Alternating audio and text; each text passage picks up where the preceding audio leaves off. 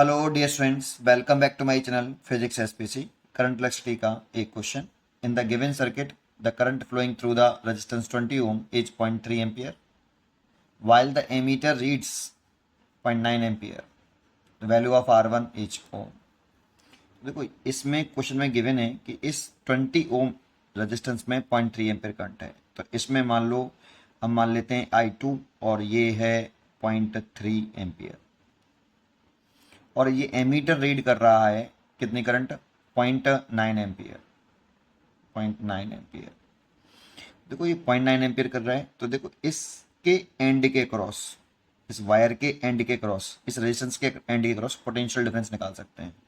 तो ये करंट ऐसे फ्लो कर रहा है तो दैट मीन्स ये प्लस और ये माइनस। तो इसके क्रॉस जो पोटेंशियल डिफरेंस है वो मैं V2 कंसिडर कर लेता हूँ। तो V2 is equal to current into resistance. तो करंट है I2 और रेजिस्टेंस है आपका 20 ओम। V रावर IR।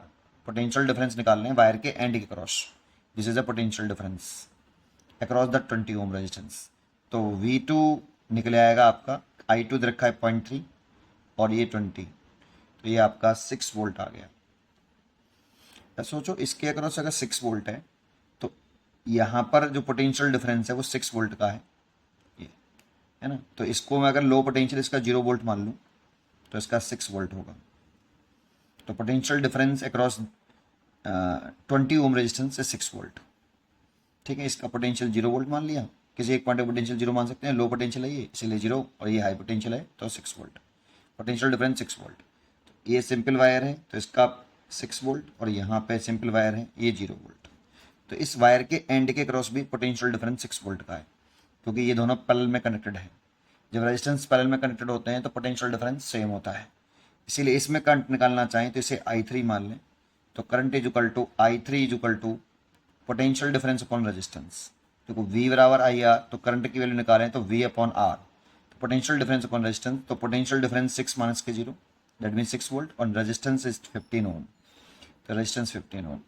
तो आप यहाँ पे इसे ले सकते हो 6/15 और यहाँ से 3 से काट दो, 3 2 जा और 3 5 जा और इसे 0.4 एम्पियर लिख सकते हो आप।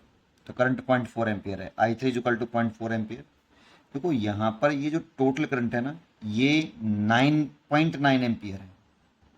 ऐसे यहाँ पे 0.9 एम्पियर करंट आ रही थी, इसमें इधर डिवाइड हुई 0.9 में से 0.3 एम्पियर इधर गई, ये टोटल करंट हो गई आपकी आई, और इधर गई 0.4 और मान लो इधर गई आपकी I1 सॉरी।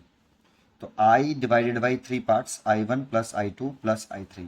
इस वाले पॉइंट पर जंक्शन लॉ लगा लो। फिर ये अगेन यहाँ पर मीट करके अगेन ये अगेन I, इधर से I1 आ रही है, इधर से I2 और इधर से I3। तो I is equal to 0.9, I1 निकाल लेते हैं, I2 0.3 और I3 0.4, 7। तो I1 is equal to 0.2 ampere. तो इसमें जो करंट जा रही है वो 0.2 एम्पियर है और इसके अक्रॉस भी पोटेंशियल डिफरेंस ये 6 है, ये 6 हो जाएगा और ये 0 वोल्ट। तो इसके वायर के एंड के सिंपल वायर तो इसका 6 इसका भी 6 0। तो पोटेंशियल डिफरेंस 6 वोल्ट। वैसे भी तीनों resistance R connected in parallel, potential difference same. तो इसके अक्रॉस अगर हम करंट दे रखा है हमें, पोटेंशियल डिफरेंस भी मालूम है, तो करंट लिख लें I1 is equal to potential difference 6 minus के 0 बटे रेजिस्टेंस R1।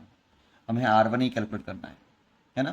तो करंट दे रखा है हमें 0.2 इक्वल टू 6 अपॉन R1।